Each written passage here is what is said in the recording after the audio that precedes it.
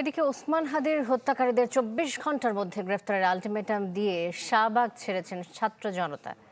ইনকিলাব মঞ্চের সদস্য সচিব আব্দুল্লাহ আল জাবের এই আলটিমেটাম দেন। আধিপত্যবাদের বিরুদ্ধে এই লড়াইকে জারি রাখার আহ্বান জানান তিনি। এর আগে হাদির দাফনের পর শাহবাগ মোড়ে অবস্থান নেয় সর্বস্তরের মানুষ। বিভিন্ন স্লোগানে মুখরিত হয়ে ওঠে পুরো এলাকা। সন্ধ্যায় আলটিমেটামের মধ্য দিয়ে শাহবাগ মোড় ছাড়েন অবস্থানকারীরা। পরে শাহবাগ ও ঢাকা বিশ্ববিদ্যালয় এলাকায় যান চলাচল স্বাভাবিক হয়।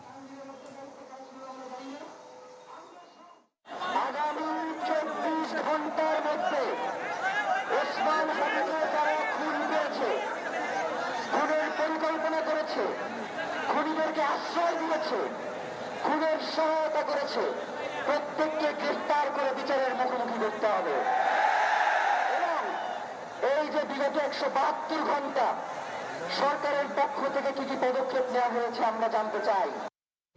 নতুন এবং ফিরে আসা গ্রাহকদের জন্য নগদে চলছে ক্যাশব্যাক সহ প্রতিদিন হাজারো উপহার জেতার সুযোগ। হবে আশা আর ফেরা, সারপ্রাইজ সেরা।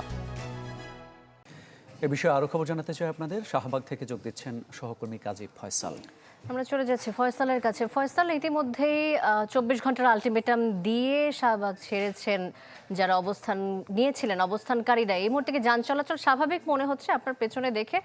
আগামীকালের তাদের পদক্ষেপ কি হতে পারে সে বিষয়টি জানাবেন।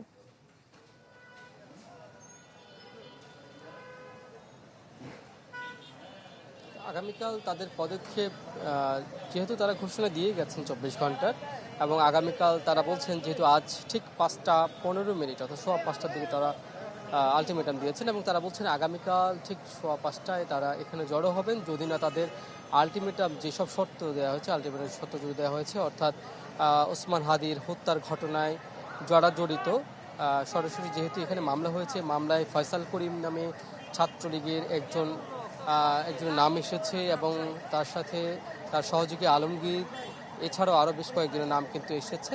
তাদেরকে যদি গ্রেপ্তার করানো হয় এবং তাদের যারা সহযোগী ছিলেন এবং এর নেপথ্যে যারা রয়েছেন, এই হত্যাকাণ্ডের পরিকল্পনার সাথে যারা জড়িত, যারা অর্থায়ন করেছেন, প্রত্যেককে গ্রেপ্তার করে আইনের আওতায় এনে বিচারের মুখোমুখি করার তারা দাবি জানিয়েছেন। এবং তারা বলছেন যে এই হত্যাকাণ্ডে কিন্তু সরকারের গাফিলতি রয়েছে, বিশেষ করে স্বরাষ্ট্র উপদেষ্টা এবং আইন উপদেষ্টার কথা তারা বলছেন। এবং তারা বলছেন এছাড়াও আরও যারা আইন শৃঙ্খলা রক্ষাকারী বাহিনীর সদস্য বা গোয়েন্দা বাহিনীর সদস্য যারা রয়েছেন, তাদের গাফিলতি রয়েছে, তাদেরকে অবশ্যই প্রশ্নের মুখে রয়েছেন, তাদেরকে বিচারের জবাবদিহিতার আওতায় আনতে হবে। অথবা এই সময়ের মধ্যে যদি তাদের যে আলটিমেটাম সময়ের মধ্যে যদি তাদের দাবিগুলো পূরণ না হয়, তাদের যে চাওয়া সেটি যদি পূরণ না হয়, স্বরাষ্ট্র উপদেষ্টা সহ আইন উপদেষ্টা সকলকেই কিন্তু তারা পদত্যাগের দাবি জানিয়েছেন। ধন্যবাদ ফয়সাল, আপনাকে যুক্ত হয়েছিলেন কাজী ফয়সাল আমাদের সাথে।